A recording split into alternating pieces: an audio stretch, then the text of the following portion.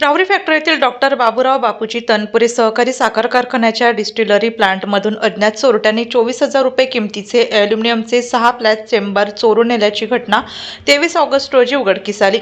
चोरट्यांनी प्लांटच्या खिडकीची जाळी तोडून आत प्रवेश केल्याचे समोर आले आहे। याबाबत कारखान्यात सुरक्षा पर्यवेक्षक म्हणून कार्यरत असलेले अनिकेत दिलीप तनपुरे वय वर्ष 48 राहणार सूर्यनगर चिंचविहिरे तालुका राहुरी यांनी राहुरी पोलिसांकडे फिर्याद दिली आहे। तनपुरे हे गेल्या सुमारे 3 वर्षांपासून नॅशनल सिक्युरिटी सर्व्हिसेस अहिल्यानगर या सुरक्षा एजन्सीमार्फत कारखान्यात सुरक्षा पर्यवेक्षक म्हणून कार्यरत आहेत। 23 ऑगस्ट रोजी दुपारी 1च्या सुमारास कारखाना परिसरात राऊंड घेत असताना डिस्टिलरी प्लांटमधील ॲल्युमिनियमचे 6 फ्लॅश चेंबर जागेवर नसल्याचे त्यांच्या निदर्शनास आले। त्यानंतर त्यांनी कारखान्यातील सुरक्षा कर्मचारी विलास आप्पासाहेब लोखंडे यांच्याकडे चौकशी केली। लोखंडे यांनी सकाळी 8 वाजता राऊंड घेतला असता त्यावेळी 6ही चेंबर जागेवर असल्याचे सांगितले। त्यानंतर परिसरात शोध घेतला असता चेंबर मिळून आले नाहीत।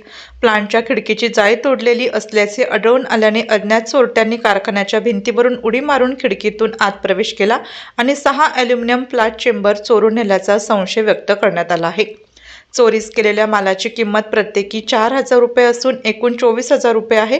या प्रकरणी अज्ञात चोरट्याविरुद्ध फिर्याद दाखल करण्यात आली असून 23 ऑगस्ट रोजी सकाळी 8 ते दुपारी 1 वाजेच्या दरम्यान ही चोरी झाल्याचा अंदाज आहे।